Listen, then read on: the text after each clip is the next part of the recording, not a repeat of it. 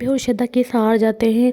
अभय और श्रद्धा बहुत परेशान होते हैं कि सोचते हैं कि रागिनी बहुत कुछ ना कुछ कर सकती है, हमें उनसे बहुत खतरा है, इसी वजह से जब तक वो जेल नहीं जाएगी तब तक हमें सुकून नहीं मिलेगा। बहुत सोचने के बाद फिर आरती आती है। आरती खीर लेकर आती है और खीर उन सबको खिलाती है।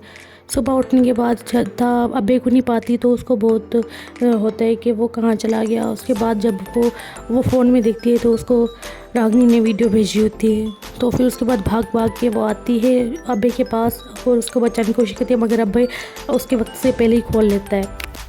अभय जल्दी से जल्द रस्सियाँ खोल देता है, उसके बाद वो उसको गले लगा लेती है। अब रागिनी होती है ये तो कुछ भी नहीं, आगे देखना क्या होता है। फिर श्रद्धा उसको थप्पड़ मारती है और बोलती है इस थप्पड़ का भी तुम्हें हिसाब में ज़रूर लूँगी।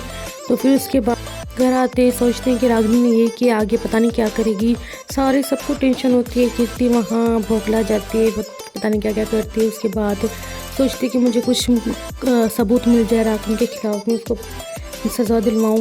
उसके बाद वो आता है अभय और श्रद्धा और उनको बताता है कि सुबह मेरे साथ क्या हाल किया।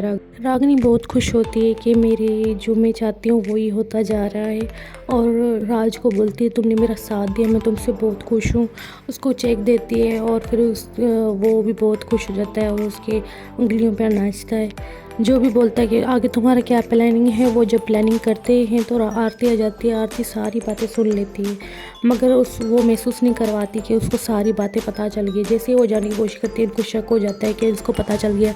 उस घबराए हुए आरती पूछती है कि कहाँ गया है कुणाल। फिर वो रागिनी बताती है वो बाहर गया। उसने कहा बस मैं जाती हूँ, उससे मिलने आई थी। तो फिर उससे क्यों नहीं मिली, रागिनी सोच के उसके पीछे जाती है और वो फ़ोन करने वाली होती है अभय को। फिर उसके बाद उसको रोक लेते हैं और उसको कहते हैं कि इसको मैं बाहर डालूंगा। राज बोलता नहीं, वो रागिनी बोलती नहीं, इसको मारना नहीं है, इसका शिकार करना है। जैसे शिकार करते हैं शेर का, वैसे शिकार करना है अभय का।